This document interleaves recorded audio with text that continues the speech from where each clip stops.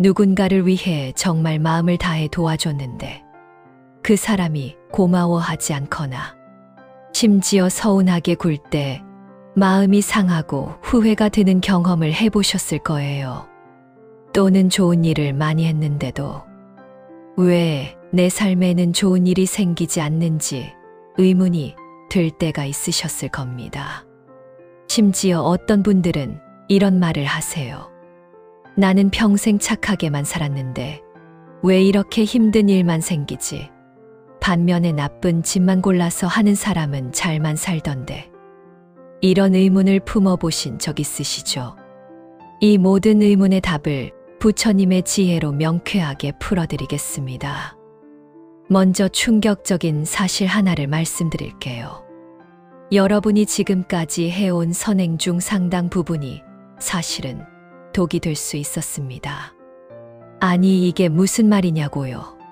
착한 일을 하는데 독이 된다니요? 네, 맞습니다.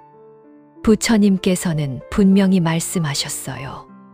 잘못된 마음가짐으로 하는 선행은 오히려 괴로움을 낳는다고 말입니다.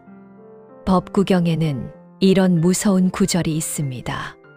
선행을 한다면서 마음에 욕심을 품으면 그것은 선이 아니다.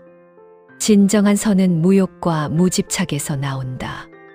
그럼 도대체 무엇이 우리의 선행을 독으로 만드는 걸까요? 첫 번째 독은 바로 집착입니다. 우리가 누군가를 도울 때 무의식적으로 이런 생각을 하게 돼요. 내가 이렇게 도와주는데 고마워해야지. 내 마음을 알아줘야지. 나를 좋게 평가해줘야지. 이런 마음이 바로 집착이에요. 부처님께서는 금강경에서 이렇게 경고하셨습니다. 만약 보시하는 자가 인상, 아상, 중생상, 수자상에 머무른다면 그것은 보시가 아니다. 무슨 말인지 쉽게 설명해 드릴게요. 내가 도와준다는 생각, 상대방을 도움받는 사람으로 보는 생각, 도움을 준다는 행위에 집착하는 생각, 이 모든 것이 진정한 선행을 방해한다는 뜻입니다. 실제로 이런 일이 있었습니다. 한 여성분이 어려운 이웃을 3년간 도와주셨어요. 매달 용돈도 드리고 명절 때마다 선물도 하고 아플 때는 병원에도 모셔다 드렸죠. 그런데 3년 후 그 이웃분이 이사를 가면서 제대로 된 인사도 없이 떠나버렸어요. 그 순간 도와주신 분은 엄청난 배신감과 허탈감을 느꼈다고 해요. 밤새 잠도 못 자고 후회와 원망에 시달렸다고 합니다. 왜 이런 일이 생겼을까요? 바로 집착 때문입니다. 도와주면서 고마워하기를 바란 마음, 인정받고 싶은 마음이 집착을 낳은 거예요. 두 번째 독은 기대입니다. 우리는 선행을 할 때 마음속 깊은 곳에서 이런 생각을 해요. 좋은 일을 하면 언젠가 나에게도 좋은 일이 생길 거야. 이렇게 착하게 살면 복을 받을 거야. 법화경에는 이런 말씀이 있습니다. 보답을 바라고 하는 보시는 상인의 거래와 다름없다. 진정한 보시는 아무것도 바라지 않는 마음에서 나온다. 부처님께서 기대를 품고 하는 선행을 상인의 거래와 같다고 하셨어요. 이건 정말 강한 표현이에요. 왜냐하면 상인의 거래는 이익을 위한 계산된 행동이거든요. 기대를 품고 선행을 하면 그 기대가 충족되지 않을 때 실망하고 원망하게 됩니다. 그러면 선행이 오히려 괴로움의 씨앗이 되는 거예요. 실제 사례를 하나 더 들어보겠습니다. 어떤 사업가가 매년 거액을 자선단체에 기부했어요. 그런데 몇 년 후 그의 사업이 어려워지기 시작했습니다. 그때 그는 이렇게 생각했대요. 내가 이렇게 선행을 많이 했는데 왜 복을 못 받지? 왜 사업이 망해가지? 이런 생각이 들면서 기부했던 것조차 후회하기 시작했어요. 이것이 바로 기대가 만든 독입니다. 세 번째 독은 탐욕입니다. 여기서 말하는 탐욕은 단순히 돈이나 물질에 대한 욕심만이 아닙니다. 인정받고 싶은 욕심, 칭찬받고 싶은 욕심, 착한 사람으로 보이고 싶은 욕심, 이 모든 것이 탐욕이에요. 유마경에는 이런 구절이 있습니다. 마음에 탐욕이 있으면 그 선행은 독이 든 음식과 같다. 겉보기에는 좋아 보이나 결국 해를 끼친다. SNS에 자신의 선행을 자랑스럽게 올리는 사람들, 언론에 나오기를 바라며, 기부하는 사람들, 다른 사람들이 알아주기를 바라며 도움을 주는 사람들, 이 모든 것이 탐욕으로 오염된 선행이에요. 네 번째 독은 교만입니다. 선행을 하다 보면 자신도 모르게 교만한 마음이 생겨요. 나는 착한 사람이야. 나는 남을 돕는 좋은 사람이야. 나는 다른 사람들보다 도덕적이야. 법구경에서는 이렇게 경고합니다. 선행을 하고 교만해지는 자는 독사가 꽃다발을 물고 있는 것과 같다. 겉으로는 아름다워 보이나 속에는 독이 있다. 겉으로는 아름다운 선행을 하는 것 같지만 속마음에는 교만이라는 독을 품고 있다는 뜻입니다. 실제로 이런 사람들을 보신 적 있으실 거예요. 선행을 하면서 다른 사람들을 무시하는 시선으로 바라보는 사람, 기부를 하지 않는 사람들을 속으로 비판하는 사람, 자신의 도덕성을 과시하려는 사람들 말이에요. 그럼 이런 독들이 우리 삶에 어떤 결과를 가져올까요? 첫째, 빚진 인연을 만들어요. 도움을 받은 사람이 부담을 느끼고 서로를 올가매는 관계가 됩니다. 진정한 도움은 상대방을 자유롭게 하는 건데 오히려 구속하게 되는 거예요. 둘째, 원망과 괴로움을 낳습니다. 기대가 충족되지 않으면 실망하고 선행했던 것을 후회하게 돼요. 이런 마음은 자신과 상대방 모두를 괴롭힙니다. 셋째, 복을 흩어뜨립니다. 순수하지 않은 동기로 한 선행은 진정한 공덕을 쌓지 못해요. 오히려 교만과 편견을 기르게 되어 기존의 복까지 소멸시킵니다. 넷째, 관계를 망칩니다. 선행으로 시작된 관계가 오히려 갈등과 다툼의 원인이 되는 거예요. 그럼 어떻게 해야 할까요? 이제부터가 정말 중요한 부분입니다. 부처님께서 가르쳐 주신 진정한 선행의 비밀을 공개하겠습니다. 첫째, 삼륜청정의 마음을 가져야 합니다. 삼륜청정이란 세 가지를 깨끗이 한다는 뜻이에요. 베푸는 자신, 받는 상대방, 베푸는 행위, 이 세 가지에 집착하지 않는 것입니다. 부처님께서는 이렇게 말씀하셨어요. 베풀 때 받는 자를 생각하지 말고 베푸는 자신도 생각하지 말며 베푸는 행위조차 생각하지 말라. 이를 삼륜청정이라 한다. 쉽게 말하면 도움을 주고 나서 그 일을 완전히 잊어버리라는 뜻입니다. 마치 왼손이 하는 일을 오른손이 모르게 하라는 성경의 가르침과도 비슷해요. 둘째, 무상보시의 마음을 가져야 합니다. 무상보시란 아무런 대가를 바라지 않고 베푸는 것이에요. 금강경에서 부처님께서는 이렇게 말씀하셨습니다. 보살은 상에 머물지 않고 보시해야 한다. 형상에 머물지 않고 소리, 냄새, 맛, 감촉, 법에 머물지 않고 보시해야 한다. 이 말씀의 의미는 무엇일까요? 도움을 줄 때 그 결과나 보답을 전혀 생각하지 말고 지금 이 순간 도울 수 있다는 것 자체에 감사하는 마음을 가지라는 뜻입니다. 셋째, 겸손한 마음을 유지해야 합니다. 선행을 할 때 내가 무언가 대단한 일을 한다고 생각하지 말고 오히려 도울 수 있는 기회를 준 상대방에게 감사한 마음을 가져야 해요. 보시하는 자는 받는 자에게 빚을 진 것이다.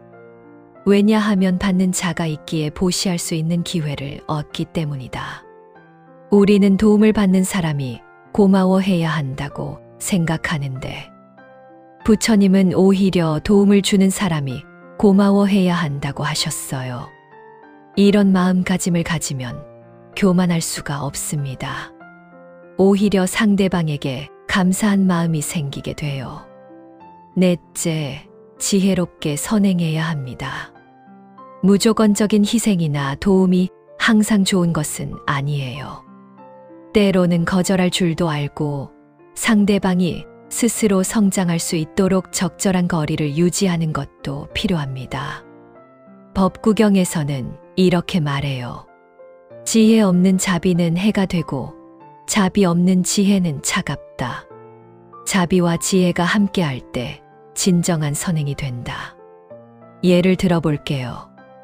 누군가가 계속 돈을 빌려달라고 할 때 무조건 빌려주는 것보다 그 사람이 왜 그런 상황에 처했는지 살펴보고 근본적인 해결책을 함께 찾아주는 것이 더 지혜로운 도움일 수 있어요.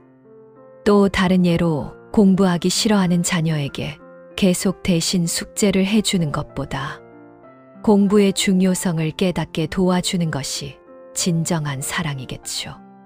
다섯째, 자신을 지키면서 선행해야 합니다. 자신을 희생해가며 무리한 도움을 주면 결국 원망과 후회가 생기게 됩니다. 부처님께서는 이렇게 말씀하셨어요.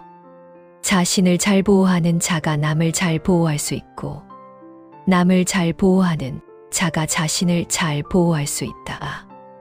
비행기에서 산소 마스크를 쓸 때 자신이 먼저 쓰고 다른 사람을 도우라고 하는 것과 같은 원리예요. 자신이 무너지면 다른 사람을 도울 수도 없으니까요. 여섯째, 마음의 동기를 항상 점검해야 합니다. 선행을 할 때마다 나는 지금 무엇을 위해 이 일을 하고 있는가? 마음에 불순한 동기는 없는가를 스스로 돌아봐야 해요. 대념처경에서는 이렇게 가르칩니다. 수행자는 항상 자신의 마음을 관찰해야 한다. 탐욕이 일어나면 탐욕이 일어났다고 알아차리고 성냄이 일어나면 성냄이 일어났다고 알아차려야 한다. 이렇게 자신의 마음을 지켜보면서 선행하면 순수한 동기를 유지할 수 있어요. 그럼 이제 구체적인 실천법을 알려드릴게요. 첫째, 도움을 준 후에는 그 일을 완전히 잊어버리세요. 계속 그 일을 기억하고 상대방의 반응을 기대하지 마세요. 물에 던진 돌이 파문을 만들고 사라지듯이 선행도 하고 나면 깨끗이 잊어버리는 것이 좋아요. 둘째, 상대방이 고마워하지 않아도 전혀 상처받지 마세요. 상대방에게도 나름의 사정과 상황이 있을 수 있어요. 고마움을 표현하는 방식도 사람마다 달라요. 중요한 것은 내가 선행을 했다는 사실 자체입니다. 셋째, 자신의 능력과 상황을 현실적으로 고려해서 도우세요. 무리해서 도움을 주면 나중에 후회하게 돼요. 작은 도움이라도 꾸준히 지속하는 것이 더 가치 있어요. 넷째, 상대방의 진정한 성장을 도우세요. 단순히 문제를 해결해 주는 것보다 상대방이 스스로 문제를 해결할 수 있는 능력을 기르도록 도와주세요. 물고기를 주는 것보다 물고기 잡는 법을 가르쳐 주는 것이 더 큰 도움이에요. 다섯째, 선행 자체를 목적으로 삼지 마세요. 선행은 수단이지 목적이 아니에요. 진정한 목적은 자신과 타인의 행복, 그리고 세상의 평화입니다. 자비와 지혜가 함께하는 진정한 선행은 정말 놀라운 복을 가져다 줘요. 첫째, 마음의 깊은 평화를 얻습니다. 아무것도 바라지 않고 한 선행은 마음에 형언할 수 없는 평안을 가져다 줘요. 내가 누군가에게 도움이 되었다는 것 자체가 엄청난 기쁨이 됩니다. 둘째, 진정한 공덕을 쌓습니다. 순수한 마음으로 한 선행은 보이지 않는 공덕이 되어 자신의 삶을 점점 풍요롭게 만들어요. 이런 공덕은 절대 사라지지 않아요. 셋째, 진심으로 통하는 인연을 만듭니다. 진정한 선행은 서로를 구속하지 않으면서도 깊은 신뢰 관계를 만들어요. 이런 관계는 평생의 보물이 됩니다. 넷째, 지혜가 자랍니다. 선행을 통해 자신의 마음을 돌아보고 세상을 더 깊이 이해하게 돼요. 이런 지혜는 어떤 재물보다 값진 것이에요. 다섯째, 자연스럽게 복이 따릅니다. 진정한 선행은 복을 전혀 바라지 않는데도 자연스럽게 복이 따라와요. 이것이 바로 인과응보의 신비로운 법칙입니다. 부처님께서는 이렇게 말씀하셨어요. 진정한 보시를 하는 자에게는 구하지 않아도 복이 따르고 바라지 않아도 소원이 이루어진다. 마지막으로 정말 중요한 이야기를 해드릴게요. 선행은 남을 위한 것이기도 하지만 결국은 자신을 위한 것이기도 해요. 다른 사람을 도우면서 우리는 자신의 마음을 닫고 지혜를 기르며 인격을 완성해 나가거든요. 하지만 이 모든 것이 순수한 마음에서 나와야 한다는 것 절대 잊지 마세요. 집착하지 않고 기대하지 않고 탐욕과 교만을 완전히 버리고 겸손한 마음으로 할 수 있는 만큼만 꾸준히 실천하세요. 그것이 바로 복을 붙잡고 진정한 행복을 얻는 확실한 길입니다. 화엄경에는 이런 감동적인 구절이 있어요. 모든 중생이 행복하기를 바라는 마음이야말로 최고의 보시이고 모든 중생을 평등하게 사랑하는 마음이야말로 최상의 공덕이다. 이런 마음으로 선행하신다면 여러분의 삶에는 반드시 참된 복이 넘쳐날 것이고 그 복은 여러분뿐만 아니라 주변의 모든 사람들에게까지 끝없이 퍼져나갈 거예요. 오늘 이 이야기가 여러분의 삶을 바꾸는 작은 계기가 되기를 간절히 바라며 지혜롭고 자비로운 선행을 실천하시는 복된 분들이 되시길 기원합니다. 나무 아미타불 관세음보살